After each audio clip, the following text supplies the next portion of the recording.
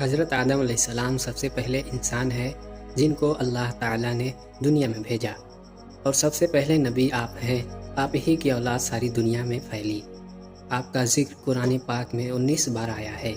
جب اللہ تعالیٰ نے دنیا کو آباد کرنے کا ارادہ کیا تو اس نے فرشتوں سے کہا کہ میں دنیا میں اپنا ایک نائب خلیفہ بنانا چاہتا ہوں۔ تو فرشتوں نے کہا، اے اللہ، تو دنیا میں ایسے شخص کو نائب بنانا چاہتا ہے جو خرابیاں کرے اور خون کرتا پھرے؟ ہم تیری تعریف کرنے کے ساتھ تیری تسبیح اور پاکی بیان کرتے رہتے ہیں۔ اللہ نے فرمایا، میں وہ باتیں جانتا ہوں جو تم نہیں جانتے۔ اللہ نے حضرت آدم علیہ السلام کو سب چیزوں کے نام سکھا دیے، پھر ان کو فرشتوں کے سامنے کیا اور فرمایا، اگر تم سچے ہو تو مجھے ان کے نام بتاؤ۔ انہوں نے کہا کہ تو پاک ہے، جتنا علم تو نے ہم کو بخشا ہے اس کے سوا ہم کو کچھ نہیں معلوم۔ پھر اللہ نے فرشتوں کو حکم دیا کہ تم آدم علیہ السلام کو سجدہ کرو، تو وہ سب سجدے میں گر پڑے۔ یہ سجدہ تعظیمی سجدہ تھا، مگر شیطان نے سجدہ نہیں کیا۔ اللہ نے حضرت آدم علیہ السلام سے کہا کہ تم اور تمہاری بیوی جنت میں رہو اور جہاں سے چاہو کھاؤ پیو، مگر ایک خاص درخت کے متعلق حضرت آدم علیہ السلام کو منع کر دیا کہ اس کے قریب بھی نہ جانا، ورنہ تم بھی ظالموں میں سے ہو جاؤ گے۔ اس طرح اللہ نے حضرت آدم علیہ السلام کا امتحان لیا کہ دیکھیں یہ ہمارا کہنا مانتے ہیں یا بھول جاتے ہیں اور شیطان کے بہکانے میں آ جاتے ہیں۔ شیطان جو پہلے ہی حضرت آدم علیہ السلام سے ناراض تھا کہ ان کی وجہ سے وہ خدا تعالیٰ کے دربار سے نکلا اور خدا تعالیٰ کی لعنت اس پر ہوئی، اور اس نے قسم کھائی تھی کہ میں حضرت آدم اور اس کی اولاد کو قیامت تک بہکاتا رہوں گا کہ اللہ کا کہنا نہ مانے اور خوب برائیاں پھیلائے۔ وہ حضرت آدم اور ان کی بیوی حضرت حوا علیہ السلام کو برابر بہکاتا رہا کہ اس درخت کا پھل تم ضرور کھاؤ، اس کے کھانے سے تم فرشتہ بن جاؤ گے، جنت میں سے کبھی نہ نکلو گے۔ آخر ایک دن حضرت آدم علیہ السلام اور ان کی بیوی حضرت حوا علیہ السلام بھول سے شیطان کے بہکانے میں آ گئے اور درخت کا پھل کھا لیا۔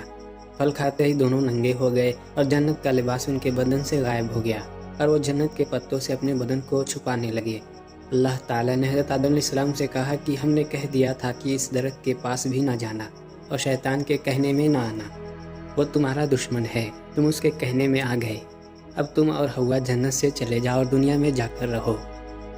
حضرت آدم علیہ السلام کو جنت سے نکلنے اور شیطان کے بہکانے میں آنے کا بہت رنج ہوا، اور بہت عرصہ تک اللہ تعالیٰ سے معافی مانگتے رہے اور روتے رہے کہ اللہ تعالیٰ مجھے معاف کر دے۔